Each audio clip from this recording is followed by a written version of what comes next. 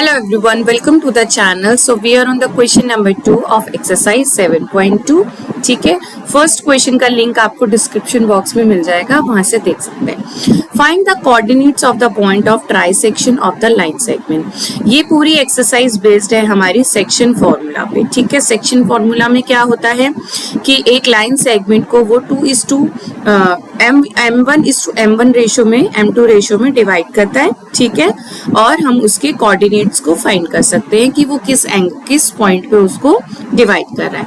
But इस question में क्या है कि ए भी जो पॉइंट है हमारे पास A और B यानी 4, -1 एंड B है हमारे पास -2, -3. ठीक है, ट्राई सेक्शन यानी दो सेक्शंस में डिवाइड कर रहा है. सपोज यहाँ पे एक P है और यहाँ पे Q है. ठीक है, अब अगर हमें M1:M1 का रेशियो निकालना है M2 का, तो अगर आप ये देखिए कि अगर हम P को डिवाइड करते हैं, सिर्फ P अगर डिवाइड करता है AB को, ठीक है, A एंड B को P यहाँ से डिवाइड कर रहा है, तो आपको रेशो देख के क्या लग रहा है, P भी ज्यादा है AP से, तो हम क्या ये बोल सकते हैं कि ये 1:2 में डिवाइड कर रहा है, 1:2x में डिवाइड हो जाएगा ये. ठीक है, यानी ये पोर्शन कहीं ना कहीं कम होगा और ये पोर्शन 1 पॉइंट ज्यादा होगा, 2 होगा. ठीक है, तो हम इसको 1:2 में डिवाइड कर देते हैं, यानी M1:M2 का रेशियो 1:2 होगा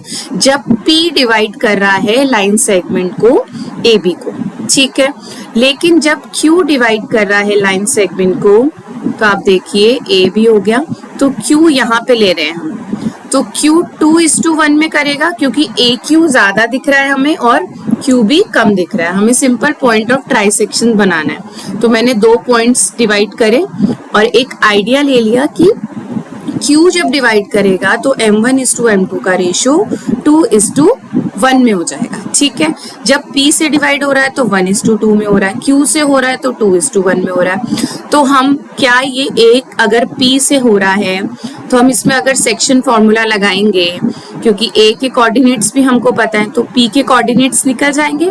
तो चलिए P के कोऑर्डिनेट्स निकालते हैं. हम पहले X निकालते हैं, व्हेन ऊपर लिख देते हैं, व्हेन P डिवाइड्स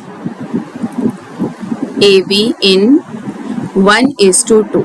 ठीक है, तो PXY निकाल रहे हैं हम. ठीक है, सो PX कैसे निकलेगा, M1:x2 प्लस M2:x1, ये फॉर्मूला होता है. ठीक है, अपॉन M1 प्लस M2. सो M1 क्या, ठीक है, सो M1 हमारे पास है 1 इंटू x2 की वैल्यू है -2 plus M2 is 2 into x1 की वैल्यू है 4 अपॉन 3 होगा, 2 + 1 is 3, so we have -2 plus 4 2s are 8 upon 3. 8 - 2 is 6/3, so we have 3 2s are 6. तो P पॉइंट का जो x की वैल्यू है वो हमारे पास आ गई 2. अभी हमें निकालनी है y की वैल्यू. ठीक है, सो y का भी फॉर्मूला सेम लगेगा, M1 इंटू y2 क्या है -3 plus M2 into y1.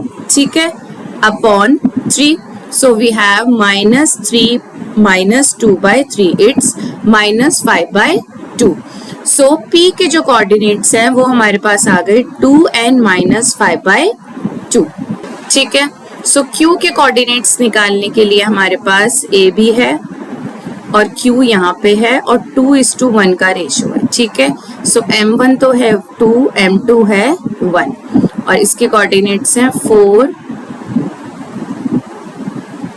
-1 and -2 -3, 4 -1 and -2 -3. Simple section formula लगाएंगे, x equals to M1 into x2. ठीक है, प्लस M2 इंटू x1. ठीक है, और नीचे क्या है 3 equals to 2 2s are 4 plus 4 upon 3, ये हो जाएगा 0. Q में x का कोऑर्डिनेट हो गया 0. अब हम y का कोऑर्डिनेट निकालते हैं, M1 into y2 plus M2 into y1 upon 3 equals to 3 2s are 6 plus -1 upon 3, ये हो जाएगा -7/3. ठीक है, तो हो जाएगा -7/3. तो Q के कोऑर्डिनेट्स आ गए, P के कोऑर्डिनेट्स कितने निकले थे?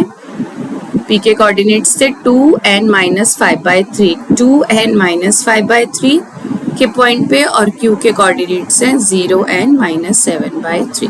दोनों कोऑर्डिनेट्स हमको निकालने थे, वो हमने फाइंड कर लिया। ठीक है जी, सो इजी क्वेश्चन था and it's an important question also. So we are moving to the next question.